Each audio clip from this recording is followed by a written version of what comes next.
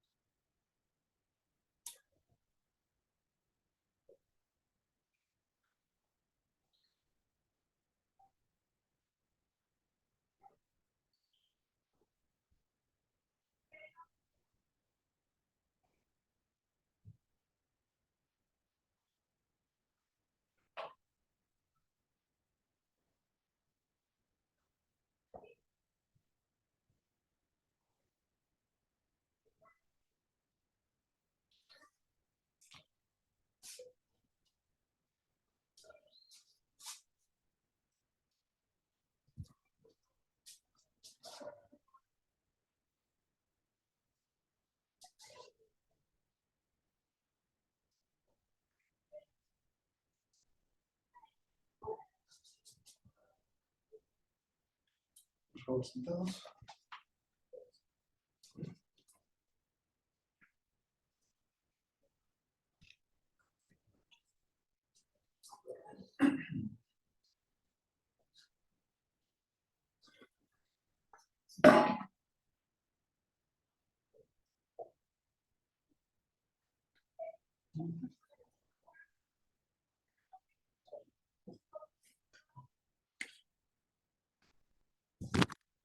Diego, por favor, tu Raxu en la cabeza. Vamos a recitar Takegase.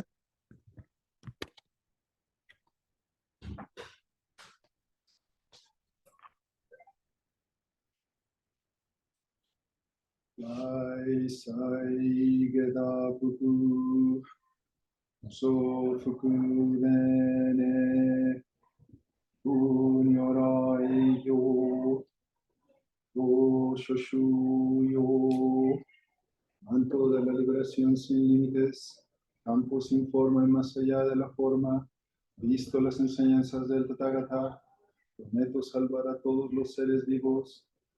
Ai sai geda fuku so fuku dene unyorai yo o shoshu yo.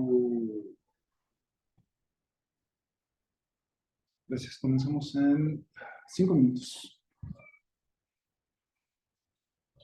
Muy bien, vamos comenzando, por favor, de pie, tomamos refugio en Buda Dharma Sangha, tomen sus hojas en la página número 8, está el verso de la toma de refugio.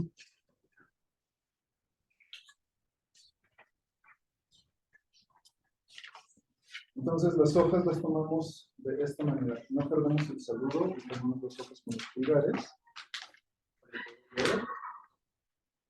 Y lo voy a recitar, esto es llamada respuesta, primero yo y luego ustedes. Saludo al refugio que es el Buda. Saludo al refugio que es el Buda. Saludo al refugio que es el Dharma. Saludo al refugio que es el Dharma. Saludo al refugio que es la Sangha. Saludo al refugio que es la Sangha. Tomo refugio en el Buda. Tomo refugio en el Buda. Tomo refugio en el Dharma. Tomo refugio en el Dharma. Tomo refugio en la Sangha. Tomo refugio en la Sangha. He tomado completo refugio en el Buda. He tomado completo refugio en el Buda. He tomado completo refugio en el Dharma. He tomado completo refugio en el Dharma. He tomado completo refugio en la Sangha. He tomado completo refugio en la Sangha. Y nos sentamos.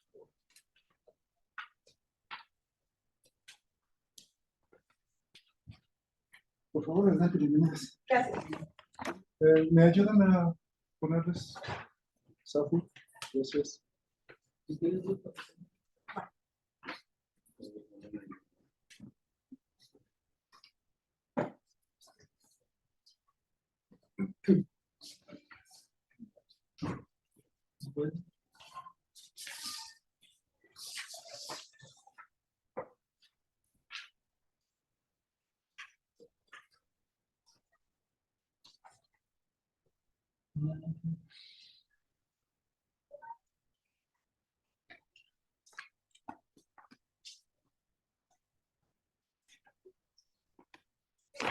Vamos a visitar el ciclo del corazón, está en la página 4, pero primero las reverencias.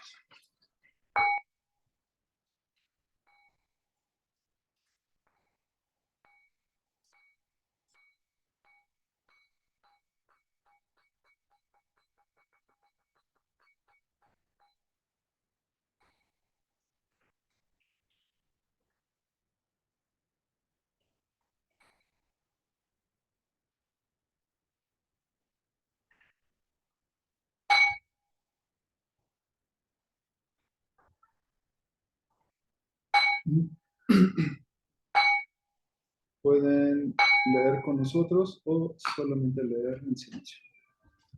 El Sutra de la Perfección de la Gran Sabiduría. Avalokiteshvara Bodhisattva Desperto al Prajna.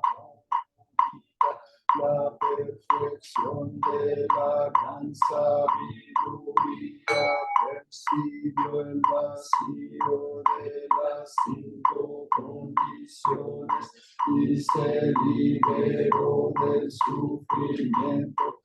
Shariputra, la forma equivale al vacío, el vacío equivale a la forma es precisamente el vacío es precisamente la forma. Las sensaciones, percepciones, formaciones y conciencia también son así. Shariputra, todas las cosas son expresiones del vacío. Nada nace ni se destruye, nada se mancha, nada es puro. Nada se oculta, nada nace, por eso el vacío no es la forma. No hay sensación, no hay percepción, no hay formación, no hay conciencia. No existen ojos, oídos, nariz, lengua, cuerpo ni mente. No existen los sentidos de la vista, oído, olfato, gusto, tacto, ni objeto mental. No hay reino de la vista, no hay reino de la conciencia, no existe la ignorancia, no existe el fin a la ignorancia, no hay vejez ni muerte, no hay sensación de vejez ni muerte, no hay sufrimiento, no existe causa o fin para el sufrimiento. No hay camino, no hay sabiduría y nada que gana, por ende los bodhisattvas viven en Prajnaparamita, sin ningún obstáculo mental, sin obstáculos el miedo se va. Aún dentro del autoengaño, el nirvana siempre ha estado aquí. Todos los Budas pasados y futuros viven en Prajnaparamita y alcanzan la suprema y completa iluminación. Por eso entiende que el Prajnaparamita es el mantra sagrado, el mantra luminoso, el mantra supremo, el mantra incomparable con el que el sufrimiento sufrimiento se va. Esto es la verdad, por ello entona el mantra de Krishna Paramita. Canta este mantra y proclama Yate, Yate, Para, Yate, Vasa, Yate,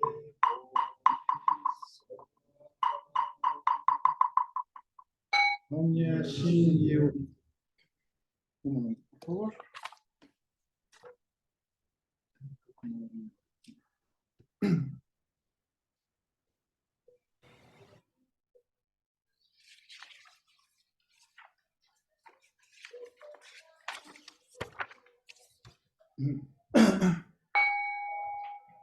Esto solo lo voy a leer yo.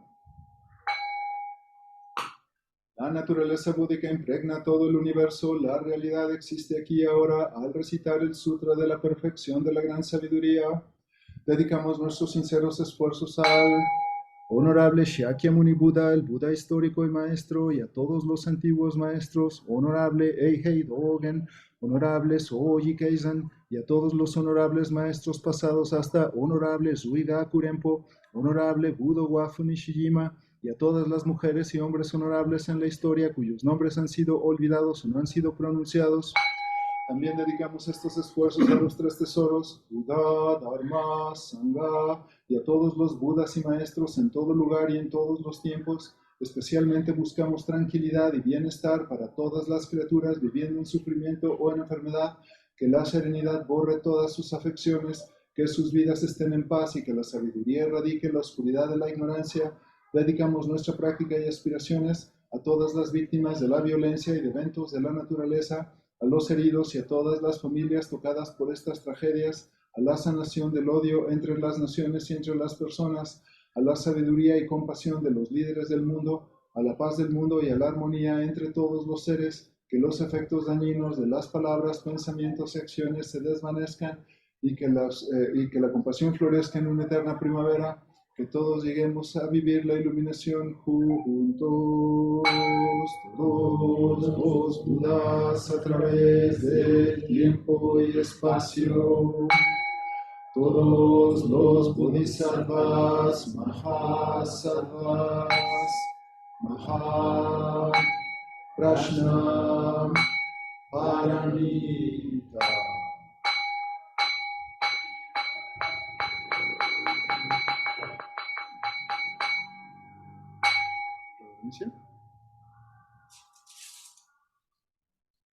Segunda.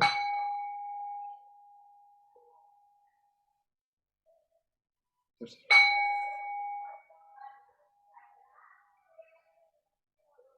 ¿Sasen? Para quienes nos acompañan por primera vez, Sasen es el tipo de meditación que hacemos en el budismo Zen. Y a diferencia de otras formas de meditar, nosotros no buscamos absolutamente nada más que estar presentes. Entonces nos sentamos con piernas cruzadas si es posible, si no hay que estirarlas, también no pasa nada. Si necesitan una silla también podemos poner alguna. Y mantenemos la espalda derecha. Las manos van en este mudra, es mano derecha abajo, mano izquierda arriba, conectamos pulgares y esto descansa en nuestro regazo.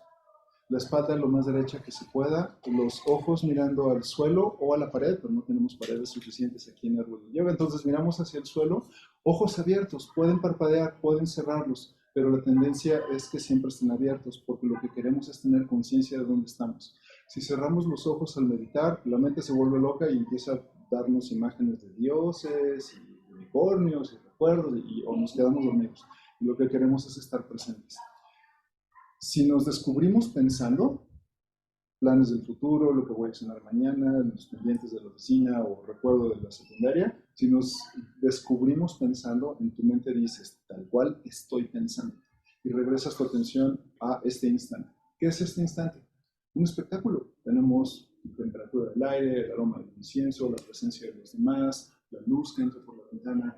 Todos estos detalles del estado actual de las cosas que nos perdemos porque estamos distraídos, regresamos nuestra atención para poder percibirlos. Si estamos distraídos 1000 veces regresamos. Y después van a ser 999. Y es una progresión, ¿no? Entonces, nos quedamos inmóviles, respirando, estando presentes por 30 minutos. Saludamos entre nosotros, por favor.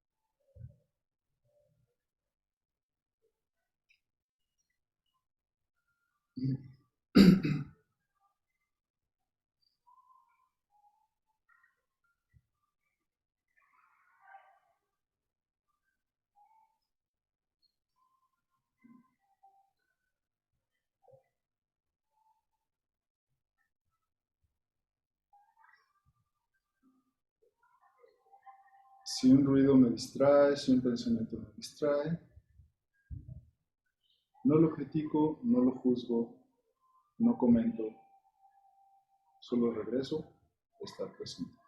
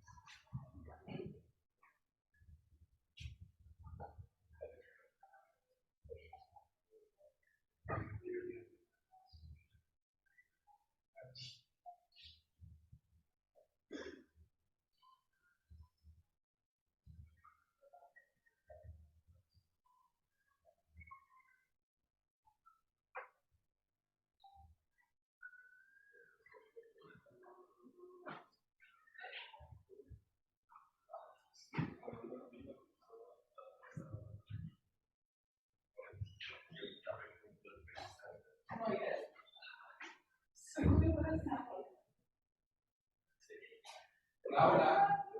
¿Y tú?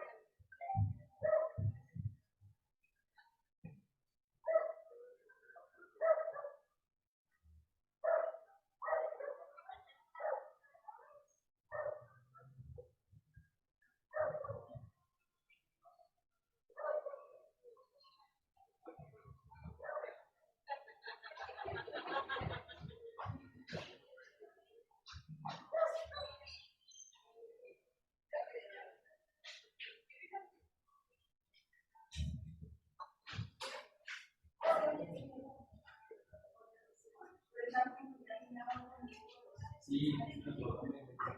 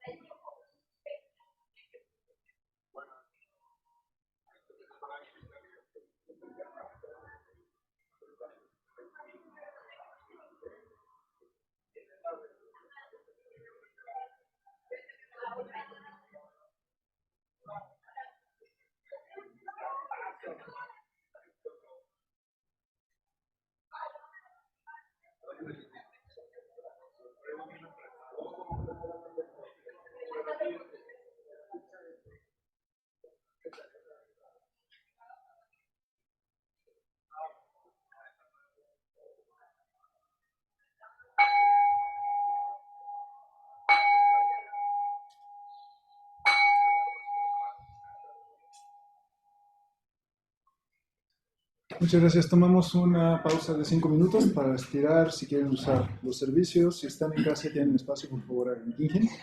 Y regresamos en 5 minutos. Ok, por favor, pónganse cómodos, cómodas. Hola. Sí, adelante, por favor, ponte cómodo. Gracias, Jess. Bueno, la plática que tengo para ustedes el día de hoy se llama Zen es la semilla del minimalismo por varias razones. Últimamente he estado viendo que es muy común el tema del minimalismo, pero la gente no sabe precisamente de dónde viene el minimalismo y lo practican por cosas que ven en redes sociales y terminan generándose confusión. Entonces, pues mi intención es platicar con ustedes un poco de dónde viene el minimalismo y leer juntos un texto de Dogen.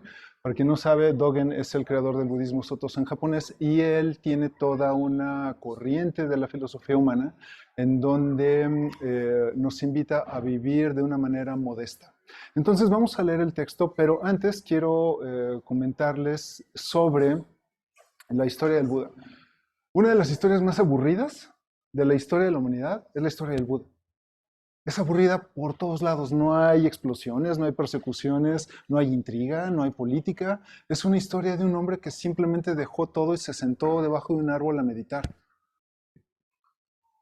Y es una historia completamente aburrida. No hay Vengadores peleando contra Ultron y nada. O sea, es una historia súper austera. Y justo porque es una historia que no tiene nada, ha trascendido las eras y nos une al día de hoy bajo las enseñanzas del Buda. Esta enseñanza de minimalismo es esencial para la práctica de todos los budistas del mundo, porque independientemente de la escuela de budismo que decidas seguir o incorporar a tu vida cotidiana, todas las escuelas de budismo se basan en el hecho de que el exceso de lo que sea nos lleva al sufrimiento. Entonces, esto se une con otra historia muy aburrida, y siento tocar este tema porque voy a tener que hablar de mí un poco, pero hace muchos años lo perdí todo, no voy a dar detalles, me encontré sin nada, sin familia, sin carro, sin casa, con la ropa que llevaba puesta, no tenía comida, dormía en la calle, así de mal, por muchas razones. Pero a pesar de que estaba yo en un momento súper frágil de mi vida, a los ojos de los demás era la persona más fracasada de todos los fracasados de la humanidad, algo dentro de mí se sintió tan en paz. Y fue un contraste enorme porque lo acababa de perder literal todo y nunca había sido tan feliz en toda mi vida. Yo ya practicaba budismo, entonces estaba yo haciendo sasen en un parque, porque no había dónde más. No estaba a la sombra de un árbol, porque tampoco había árboles cómodos en ese parque. Y de pronto tuve esta revelación de por qué la historia del Buda es tan aburrida, pero por qué ha trascendido. Porque justo decidió perderlo todo para encontrarse y mirar hacia adentro. Entonces, por ciertas razones, yo tuve que quedarme conmigo, enfrentarme a mí mismo en el momento más frágil de cualquier persona, y es cuando más completo y feliz fui. Y entonces entendí este mensaje del Buda sobre el peligro de caer en los excesos y en las obsesiones, ¿no? Entonces, bueno, tenemos dos historias aburridas. La historia de Shakyamuni y la mía, que es todavía peor de aburrida, que es una historia de alguien que encontró en el silencio la verdadera felicidad. Pero es un silencio no solo de dejar de hablar, es un silencio de realmente no tener nada alrededor que te haga ruido, no televisión, no familia, no automóvil, no dinero, no, nada más que tu propio ser. Y en ese momento fui auténticamente feliz, de la misma forma que muchas otras personas a lo largo de la historia de la humanidad se han encontrado a sí mismas cuando parece que todo está roto y cuando parece que todo está descompuesto y ya no hay más esperanza, ¿no? Hay muchas historias al respecto. Si ustedes leen, por ejemplo, todas las historias que sucedieron durante el Holocausto, muchas personas en campos de concentración, a pesar de la precariedad y a pesar de todas las cosas terribles que estaban pasando, se encontraron a sí mismos y eran más libres que los propios nazis. No voy a entrar en detalles porque los libros de historia hacen un mejor trabajo relatando estas cosas, pero estos capítulos de la humanidad se repiten uno tras otro. Y entonces parece como una especie de broma que cuando somos más felices es cuando menos tenemos, pero la cultura occidental nos obliga a tener más, a tener cosas más grandes, más rápidas, más furiosas, más fuertes, más descomunales, ¿no? Y al día de hoy, así como estamos en el pico máximo de la civilización, somos más infelices que hace 50 años. Y los índices de depresión y de ansiedad y de todos estos síndromes terribles que nos estamos provocando van al aumento y parece que no tienen fin. Entonces es solo natural que las personas estén teniendo esta pequeña luz de conciencia y darse cuenta que quizá toda esta acumulación de cosas, de bienes, de dinero, de relaciones personales, no nos hacen felices como habíamos pensado, ¿no? Y entonces empiezan a buscar el minimalismo. Y es un tema muy de moda porque, pues, yo quiero ser feliz, pero quiero ser feliz sin arriesgar demasiado. Quiero ser feliz un poquito, ¿no? Sin aventarme por completo a la filosofía que me pueda ayudar. Entonces buscamos en redes sociales, blogs como el Chocobuda, en donde alguien te dice qué hacer para lograr el minimalismo y empiezas a probar el terreno, ¿no? Tengo un problema con el minimalismo como lo enseñamos al día de hoy. Se convierte en una práctica vacía cuando no te enseñan que hay un eje filosófico e incluso religioso detrás de estos esfuerzos minimalistas. Por eso la enseñanza del Buda es tan importante, porque es el fundador de una religión. El Buda no solo dejó las cosas porque estaba harto de la acumulación de bienes en el palacio, sino tuvo la claridad de ver que esta acumulación y obsesión por los bienes te llevaba irremediablemente al sufrimiento, ¿no? Entonces, las personas que ahora buscan el minimalismo quieren tirar a la basura los libros, quedarse solo con 20 prendas, tener solo 3 platos, 3 cubiertos y 2 vasos, ¿no? Y entonces nos ponen estas imágenes que se ven bonitas, de personas que están en un departamento vacío y solo tienen como su cojín de meditar y su computadora. Y no es cualquier computadora, por supuesto, es una máquina muy cara por lo regular. Pero, así como el mindfulness, cuando se enseña sin una base filosófica que lo soporte, genera caos, el minimalismo sin la base religiosa que lo soporte se vuelve en algo que actúa en tu contra. Porque el origen de la saturación no es que compres muchas cosas, es la obsesión. Y la obsesión no ha sido atendida. El problema mental, el problema espiritual, lo que te rompe internamente, un video de TikTok o un documental de Netflix no lo va a arreglar. Necesitas algo que lo sostenga. Y oh sorpresa, el budismo desde hace 2500 años nos enseña una vía de moderación. ¿Okay?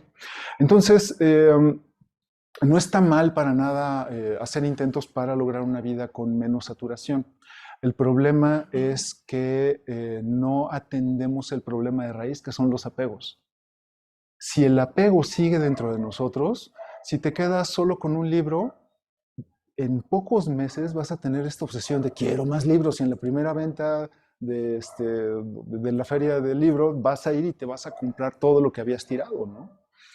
Porque, otra vez, el problema que te llevó a la acumulación no fue la facilidad de comprar libros, sino la obsesión por tenerlos. Y que identificas tu personalidad con la acumulación de libros. No eres una persona libre, al contrario, estás atado a tus libros, a tus ranas de porcelana o a tus videojuegos, y entonces defines todo lo que eres con base en objetos externos. El minimalismo, entonces, jamás va a funcionar hasta que atiendas el problema de raíz, que son los apegos. Y entonces el budismo te dice, es que no pasa nada si tienes 10,000 libros.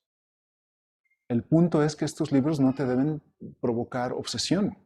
Tu personalidad y tu felicidad no debe estar con base en los objetos externos a tu propia experiencia espiritual.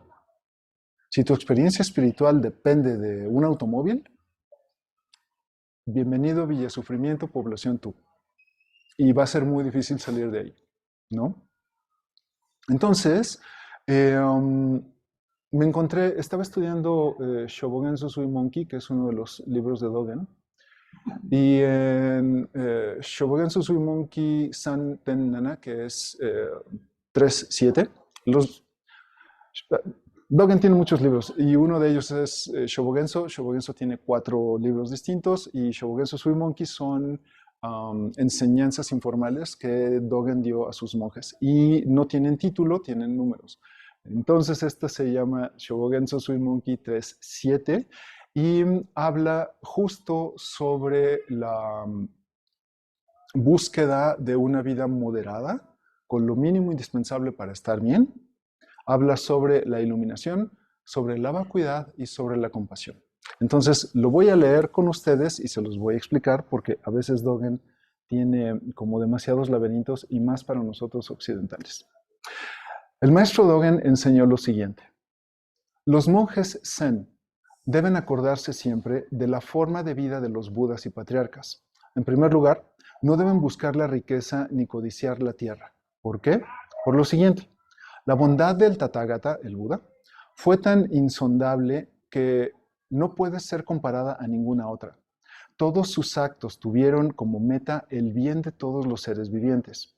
No hizo la más mínima acción que no fuera beneficiosa para todos los seres vivientes.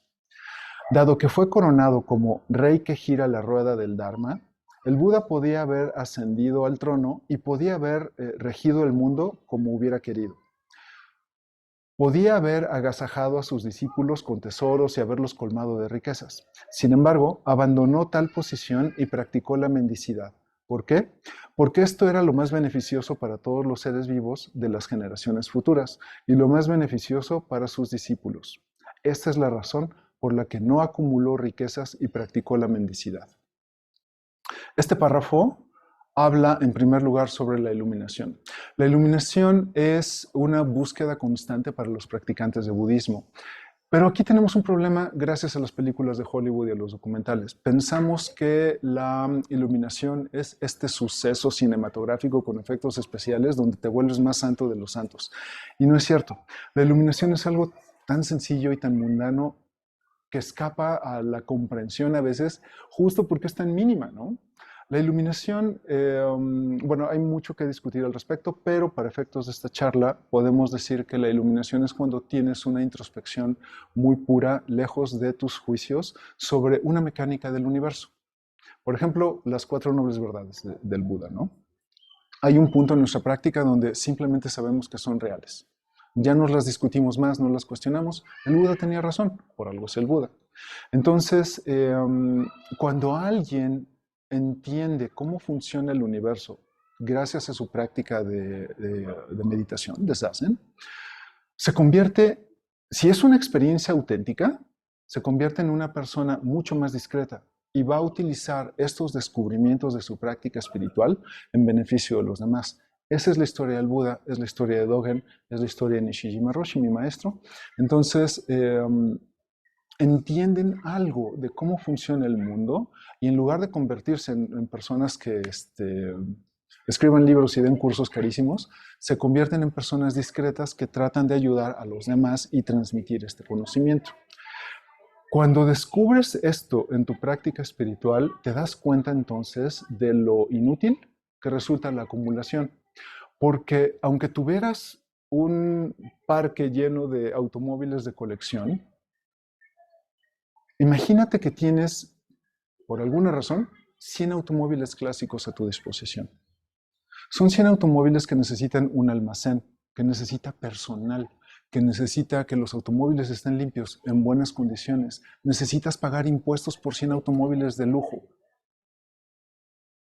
Hay personas que lo hacen y pues bien por ellos, pero en realidad todos estos factores extras a tu vida no la mejoran en nada, al contrario, te dan más motivos para estar preocupado, ¿no? Entonces, no se trata de que no tengas automóvil, es que ten el automóvil que te funcione y que te dé un buen servicio y que apoye tu calidad de vida, pero no tantos automóviles como para que funcionen en tu contra y destruyan tu tranquilidad, ¿no? Entonces, Dogen en el primer párrafo nos habla sobre la naturaleza de la iluminación. Muchas personas me preguntan, bueno, ¿y cómo sé que estoy iluminado? Bueno, primero, si lo preguntas, es que no estás iluminado. Segunda, es que si llegas a la iluminación y no te vuelves una persona discreta, es que no has tenido una auténtica experiencia de iluminación. Si eres una persona que tiene una introspección espiritual profunda y entiende la raíz de la práctica y de las enseñanzas del Buda, entonces va a utilizar estos descubrimientos para ayudar a los demás. Que eso es lo que, como mencioné hace un rato, fue lo que hizo Shakyamuni, ¿no? Entonces, el primer párrafo de este texto de Dogen nos habla sobre la iluminación. El Buda entendió la vacuidad de todas las cosas y vio que de verdad no vale la pena aferrarse a lo que es transitorio y a lo que está vacío. La segunda enseñanza de este primer párrafo es sobre la vacuidad. La vacuidad nos cuesta mucho trabajo a los occidentales porque de inmediato pensamos en la no existencia. Y no sé ustedes, pero a mí me gusta existir, me lo paso bien. Pero entonces, ¿la vacuidad qué es? No es que las cosas dejen de existir y no es que dejes de tener esperanza en la vida. La vacuidad es entender que todo en esta vida tiene un significado que tú le asignas. Entonces, el árbol que estamos viendo aquí afuera puede ser un árbol que tenga una historia de amor, o puede ser una historia de ruptura, o puede ser intriga política, pero todo depende de la persona que está poniéndole la historia al árbol. El árbol por sí mismo está vacío, carece de historia. Ni siquiera se llama árbol. La palabra árbol la inventamos nosotros. Por lo tanto, el árbol está vacío, hay vacuidad en el árbol. Eso aplica para el árbol, para los automóviles, para ti y para mí. Estamos intrínsecamente vacíos. ¡Auch! Estamos en problemas porque yo no quiero estar vacío, yo soy yo y me caigo muy bien. Tengo mis problemas, pero yo quiero seguir siendo yo porque estoy vacío. Bueno, la vacuidad entonces es entender que todo en este universo está unido en el sentido de que está vacío. Somos nosotros los que inventamos los significados. Por lo tanto, el valor que le das a tus posesiones viene por la historia que le has puesto encima. La taza que te dio tu abuelita donde tomas el té todas las mañanas, por más valiosa que parezca, solo es una taza. Tu abuelita no está en la taza. Tu abuelita trasciende al objeto. El amor por la abuelita está en el corazón. La taza solo es un objeto más. Y si se rompe, el recuerdo y el amor por la abuela no se rompen, porque eso lo estás fabricando tú en tu corazón. ¿Sí? ¿Me explico? Entonces, el acumular cosas que no tienen sustancia, que están vacías, es un trabajo inútil. Solo estás perdiendo tu tiempo y tu energía espiritual en cosas que te van a llevar al sufrimiento. Entonces, el Buda entendió esto, lo soltó todo y nos lo enseña para que aprendamos a vivir una vida mesurada. No se trata, como he mencionado en otras charlas, de que te vayas a una montaña y te encierres en una caverna hasta el final de tus días. No, se trata de que tengas una vida plena con lo que necesitas para ser feliz sin caer en obsesiones, sin caer en los abusos. Porque es cuando la obsesión gobierna que tu corazón se rompe. Y perdón, pero la única persona que te puede romper el corazón eres tú. Y cuando tu felicidad está basada en cosas externas, pues hay un precio enorme que pagar, ¿no? En el budismo entonces, y en particular en el Zen, nos entrenamos una y otra vez para entender que todo en este universo está vacío y somos nosotros los que asignamos estos significados. Una vez que lo entiendes, ¿vale la pena entonces aferrarte a cosas externas? Pues, sí, quizá un poco, ¿no? A mí me gustan mucho mis libros y tengo libros de ciencia ficción que no he leído y me aferro a ellos en el sentido de que en algún punto, si tengo tiempo, voy a llegar a leerlos. Pero si se destruyen, si se queman, si hay una inundación y se van mis libros, o si tengo que venderlos para comer, se venden, porque mi felicidad y mi personalidad no dependen de ello, ¿no? Entonces, el segundo punto de este párrafo es sobre la vacuidad. Y luego, una vez que entiendes la iluminación como un proceso de conocimiento y de sabiduría que te va a ayudar a ver la vacuidad, entiendes tu propia vacuidad, pero puedes ver cómo los demás sufren porque no entienden la vacuidad. Y aquí es donde entra la otra enseñanza fuerte de Shakyamuni. El budismo es compasión. Una vez que entiendes que hay otras personas, otros seres sufriendo, haces lo posible para ayudarles. Quizá no está en tus manos arreglar los problemas de Nepal, pero puedes hacer algo en tu comunidad, algo en tu familia, ¿no? Algo que esté al alcance de tus manos para ayudar a los demás. Entre más ayudas, más feliz eres. Entre más das a los demás, hay más paz en tu corazón. Por eso es que todas las religiones, las grandes religiones del mundo se basan en la compasión. No lo queremos entender y nos cuesta mucho trabajo porque ego, pero una vez que con tu práctica de Zazen empiezas a soltar el ego, empiezas a conectar con este hecho fundamental de que si a ti te han ayudado incontables personas a lo largo de tu vida, ¿quién eres tú para negarle ayuda a alguien que lo necesita? ¿Cuántas personas no te han ayudado? Estás aquí por un montón de gente que ni siquiera reconoces en la calle o no sabes su nombre o no lo recuerdas. Tú has ayudado a otras personas también y no recuerdan tu nombre, pero es esta red de bondad y de compasión que mantiene el mundo humano funcionando. Verlo a través de nuestra práctica de meditación y con nuestro estudio del Dharma nos ayuda mucho porque entonces tenemos un terreno sólido donde pisar, donde plantar nuestra práctica espiritual, ¿no? Siguiente párrafo dice Dogen. Desde entonces, todos los patriarcas conocidos en India y en China han practicado la pobreza y la mendicidad. Todos los patriarcas de nuestra tradición nos han alentado a no acumular riquezas. Cuando los seguidores de las escuelas de enseñanzas elogian nuestra tradición, el Zen, entre otras cosas, lo hacen por nuestra actitud ante la pobreza. Los monjes budistas Zen somos muy pobres, muy, y me refiero así como en palabras que trascienden el concepto de pobreza en muchas personas. Es difícil de ver o de aceptar porque no estamos llorando ante la carencia, ¿no? ¿Te has fijado que hay personas que tienen todo, mucho dinero, y entre más le lloran al dinero, más lo sufren?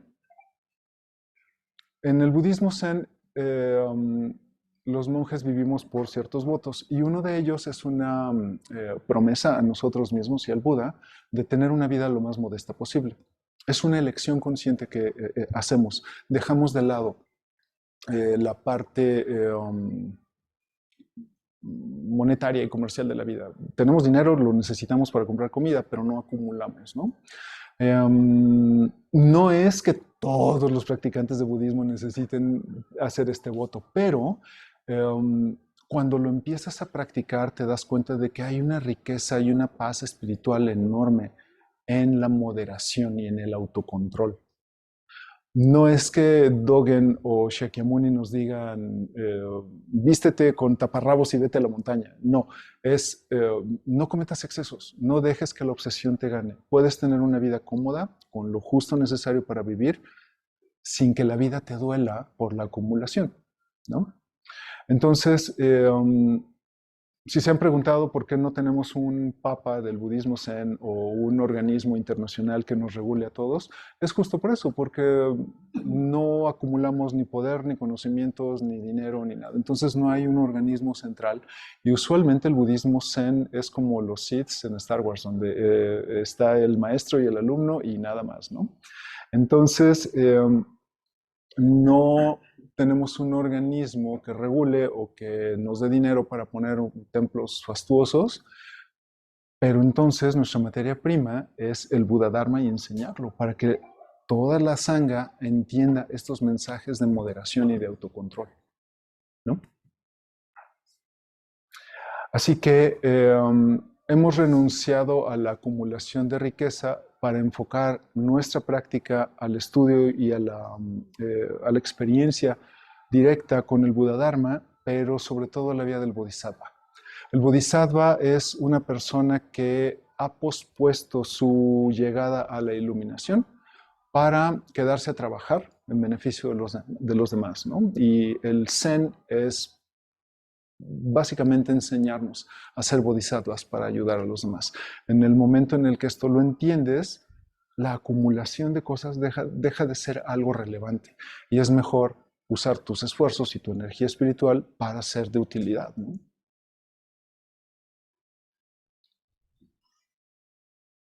La pobreza de los monjes Zen ha sido también registrada y transmitida por los libros de las épocas pasadas y los de esta. Ningún hombre rico ha practicado nunca completamente el Dharma del Buda. Todos los buenos practicantes del Dharma han vestido siempre el kesa, ¿es esto? Y han mendigado la comida con sus cuencos. La razón por la que los monjes Zen han sido siempre admirados y elogiados es que cuando vivían en los mismos monasterios que los seguidores de las escuelas de la enseñanza, siempre llevaban una vida sobria y pobre, abandonando sus cuerpos y sus mentes. Debemos reconocer bien el estilo de nuestra escuela y perpetuarlo. Bueno, aquí Dogen nos está diciendo cómo esta escuela, el Soto Zen, es diferente de otras escuelas de budismo en el sentido de que justo nosotros entendemos este mensaje de moderación y de minimalismo. En el momento en el que un monje Zen empieza a tener un automóvil de lujo, algo no está funcionando bien. Necesita regresar a lo esencial de su práctica, ¿no? En el momento en el que un monje Zen pesa 200 kilos, el mensaje de moderación y de autocontrol del Buda no ha llegado del todo, entonces necesita regresar y entrenar en serio. ¿Esto qué significa para la Sangha? Bueno, significa que hay un mensaje inherente en todas las enseñanzas del Buda y de Dogen sobre la moderación y el tener el Buda Dharma como un eje central de nuestra toma de decisiones para saber en el momento en el que estás causándote daño con tus obsesiones, ¿no? Por eso tenemos tantas listas en el budismo: 4 nobles verdades, noble sendero óctuple, 5 votos para la Sangha laica, 16 votos para los monjes y las listas siguen y siguen y siguen. ¿Por qué? No es porque tengamos obsesión por las listas, es que es una forma de decirnos esto es importante. Esto es necesario que lo incluyas en tu experiencia personal. Tú decides que te funciona o no, pero la enseñanza está ahí, ¿no? Y por todas las enseñanzas del Buda, por todas las enseñanzas de Dogen, puedes encontrar este mensaje de moderación, de autocontrol, de regularnos a nosotros mismos para no caer en conductas adictivas o obsesivas.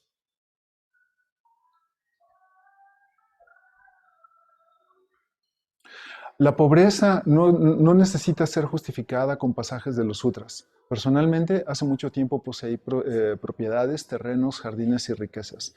Mi fortuna personal era considerable. Ahora, cuando comparo mi estado mental de entonces con el de ahora, que solo poseo mi quesa remendado y un cuenco, puedo constatar que mi estado mental actual es mucho mejor. Entonces, bueno, Dogen era monje y él renunció todo y en esos tiempos los monjes solo tenían la ropa que vestían y un cuenco para mendigar.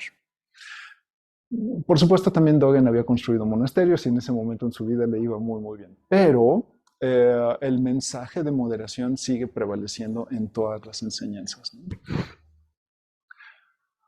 ¿A dónde voy con todo esto? Bueno, mencioné al principio de la charla que el budismo es la base del minimalismo y está muy bien sacar los libros que no uses, la ropa que no uses, donarlo todo, quedarte con lo mínimo indispensable. Eso está muy bien, pero tienes que hacer una exploración hacia dentro de ti para ver la raíz de por qué necesitas tantos libros o tanta ropa o zapatos. En primer lugar, ¿no? Conozco personas como mi hermana que tiene como 200 zapatos y solo tiene 2 pies. Entonces, pues no los puede utilizar todos al mismo tiempo, ¿no? Así que, pues bueno, ella sabrá hasta dónde lleva su colección de zapatos, pero entre más cosas tienes, más pesada es la vida. Entre más relaciones personales mantienes, hay más ruido en tu vida. Entonces, el minimalismo trata no de quedarte sin cosas, no de vivir en una bodega vacía.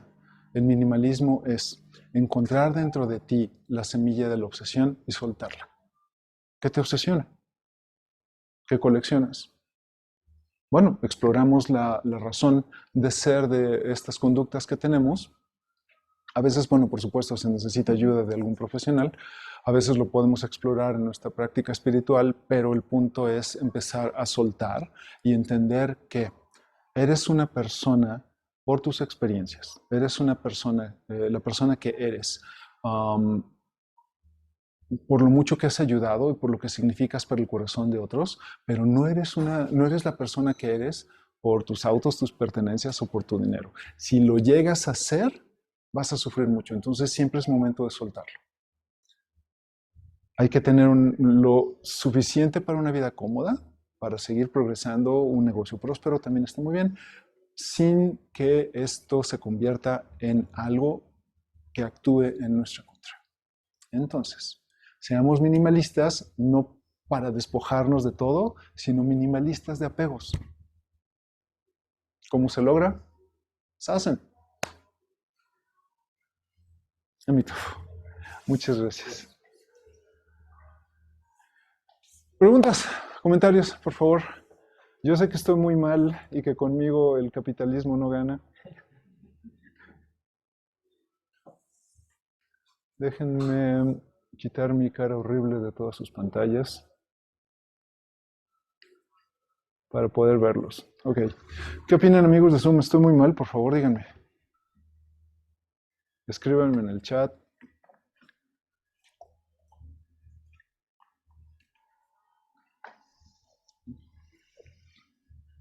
Javin dice, entiendo que el minimalismo comienza en nuestro interior, en un desapego y en obsesión.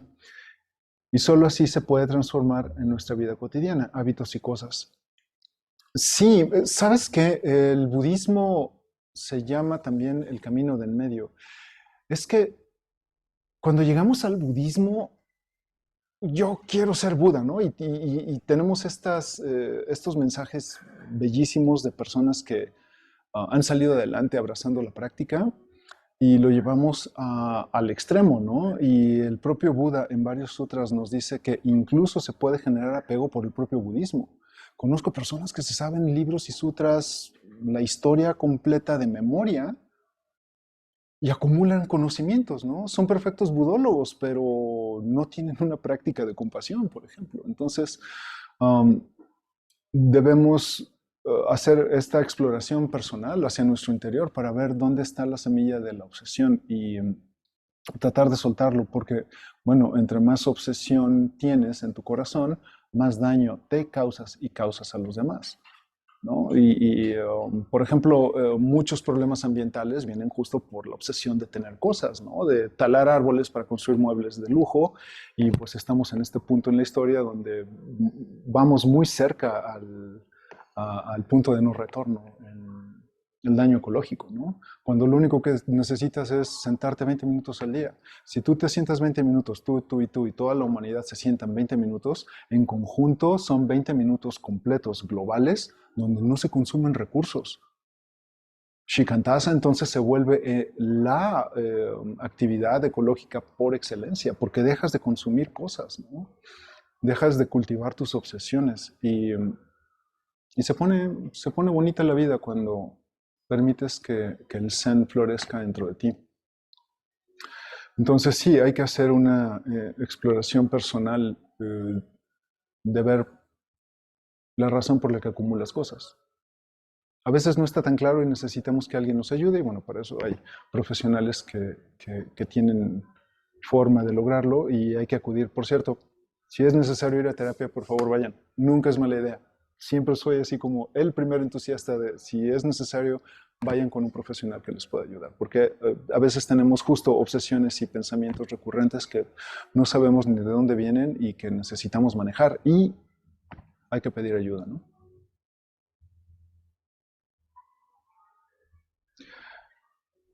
Dice Yavin, a veces creemos que el estilo zen y minimalismo es caro por la mercadotecnia que hay.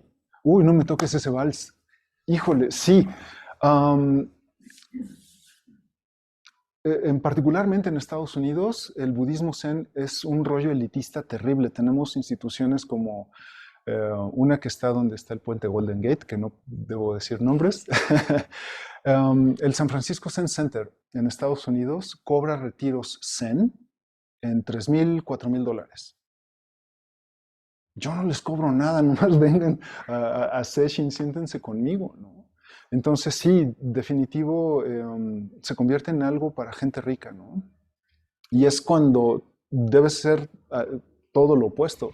El Zen sobrevive hasta nuestra era porque Dogen y Keisan entendieron que el Zen necesitaba estar en el pueblo sin costo, ¿no? Los monjes necesitamos comer y necesitamos que la sangha nos ayude, pero hay una gran diferencia entre solo tener donativos y formar una empresa en torno al budismo, ¿no? Dice Noah, entonces, si no tengo apego por las cosas, ¿está bien si las tengo? siendo consciente, en cualquier momento me puedo despojar. Sí, aquí hay un punto fino que siempre me gusta explicar con los apegos. Es que el problema es que muchas escuelas de budismo te dicen que la felicidad solo viene cuando te has despojado de todos los apegos. Pero eso es algo falso y es ingenuo, porque el propio Buda tenía apegos porque sus monjes estuvieran bien, por seguir enseñando, por buscar la verdad del universo. Este es un apego que te lleva a una búsqueda como un camino de vida, ¿no? Necesitas tener un apego, por ejemplo, por tu negocio para que sea próspero y te dé lo que necesitas. Um, este tipo de conductas, de deseos y apegos son naturales de la experiencia humana, los necesitamos, ¿no? El punto es cuando se convierte en algo enfermizo y que solo piensas en ello y te quita la tranquilidad. Es ahí cuando te conviertes en un demonio, bueno, para ti por los infiernos que te generas y para los infiernos que produces en otras personas, ¿no? O en otros seres. Dice Mayo, ¿cómo lidiar con la riqueza que te llega o la que heredas? Me encantaría poder explicarte cómo, porque nadie me ha heredado nada nunca, entonces debe ser algo lindo. Pero ya en serio, por favor, vuelve a leer tu pregunta y yo la leo contigo. ¿Cómo lidiar con la riqueza que te llega? Estamos muy acostumbrados a utilizar la palabra lidiar. Y este es un problema, porque la palabra lidiar implica estar en contra de algo y luchar. Entonces, no se trata de que luches, se trata de que aceptes. Oye, si te llega un dinero extra, pues qué maravilla. Vas a algo interesante con ese dinero. Puedes poner un negocio, puedes abrir una inversión, puedes ayudar a los demás. Hay un montón de cosas. El punto es que no generes esta avaricia por lo que recibes, ¿no?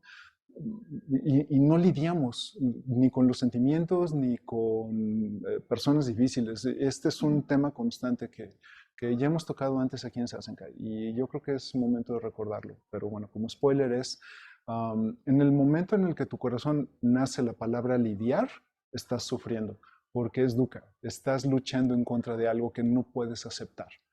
Y el Zen es, entre otras cosas, la aceptación radical de la vida, justo como es, sin juicios, sin comentarios. Aceptamos las cosas como van. Entonces, si te llega dinero y una herencia, no luches en contra, acéptalo de corazón. Es una fortuna, es un regalo de la vida, solo que no generas apego por ello, ¿no? Y para eso me tienes a mí, para mandarte chancla transoceánica hasta España. Gracias, Maya. ¿Preguntas? Aquí, por favor, amigos.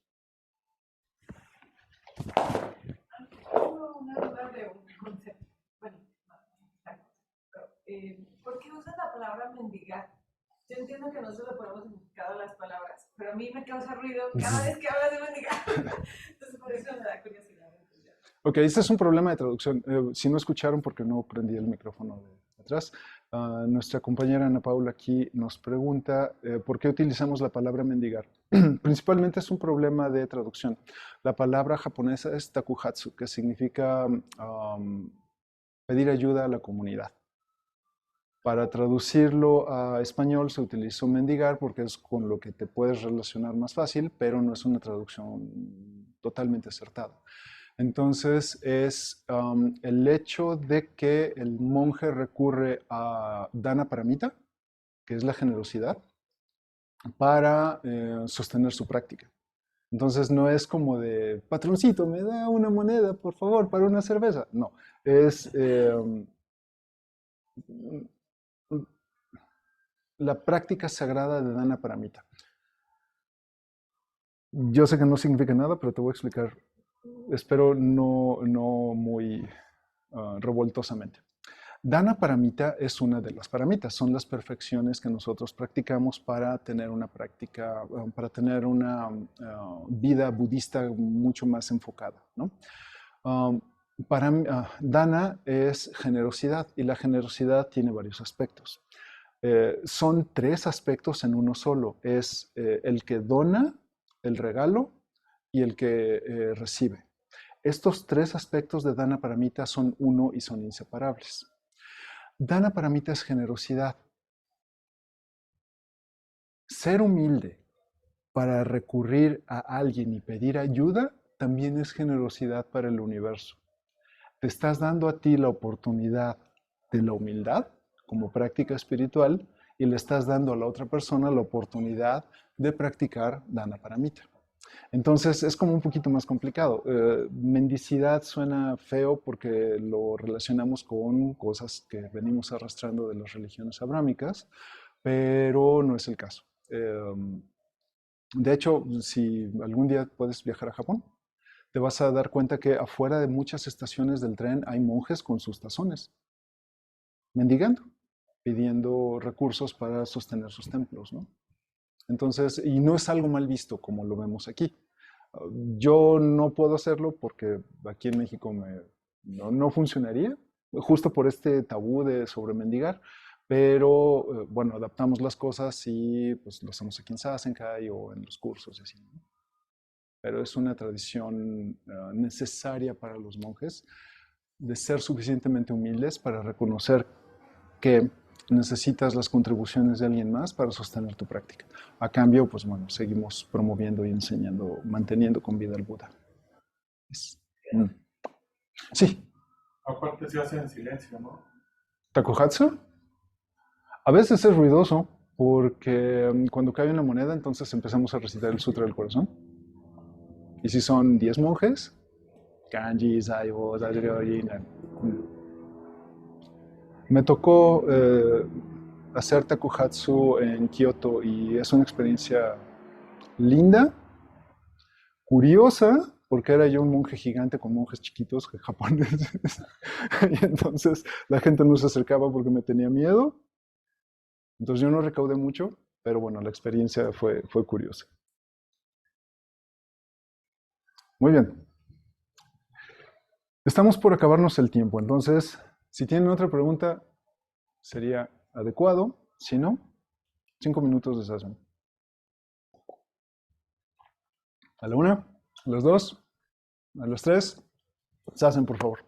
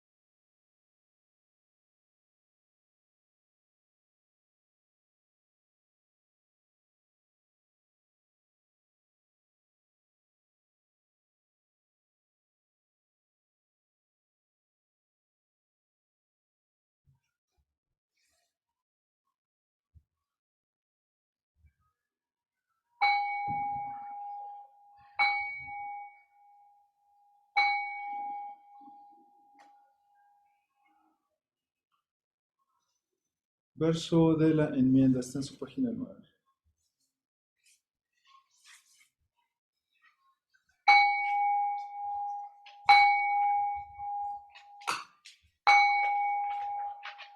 Todos los daños causados por mis actos, palabras y pensamientos a lo largo de mi vida, provenientes de mi infinita avaricia, ira e ignorancia, los enmiendo aquí y ahora.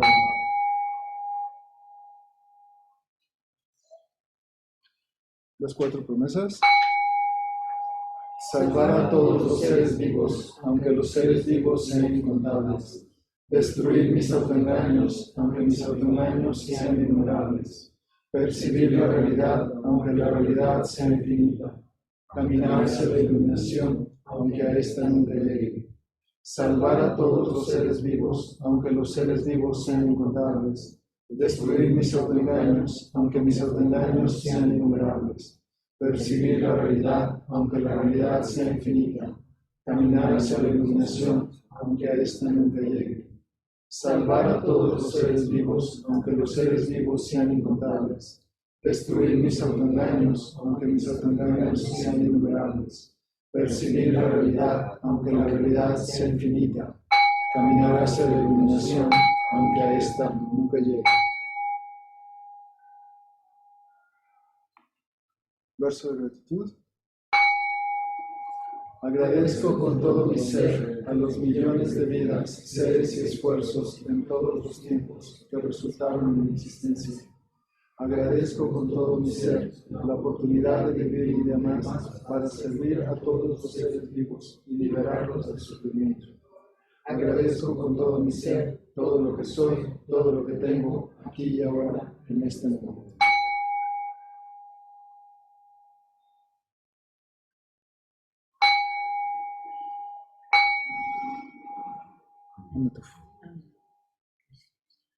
Muchas gracias por estar hoy conmigo, gracias, espero tengan un buen día. Y en el foro ya está la nueva lección sobre Baba Chakra, la rueda de la vida. Por favor, descárguenlo, es para todos, es gratis. Si no tienen acceso al foro, por favor, entren. En chocobuda.com encuentran la dirección. Y pues nos vemos en Zoom mañana, 6 y 10 AM para más hacen, en caso de que no estén suficientemente aburridos de mí. Por favor, muchísimas gracias. Disfruten su día. Gracias. Bueno.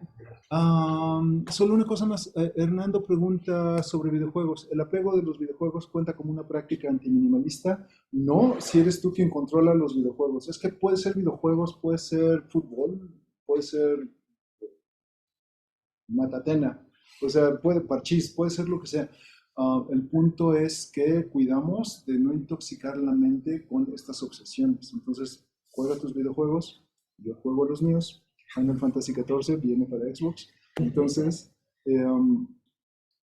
sin que se convierta en un estorbo para tu vida, ¿no? En el momento en el que pasas más tiempo jugando videojuegos que trabajando o cuidando a la familia, tienes un problema que necesita ser atendido. Pero no son los videojuegos, es la conducta obsesiva lo que tratamos de evitar. Así que, muchas gracias. Disfruten su día, gracias amigos. Nos vemos pronto. Porque hay un estilo de arquitectura minimalista, entonces que ya empezó a hacer una regeneración, ¿no?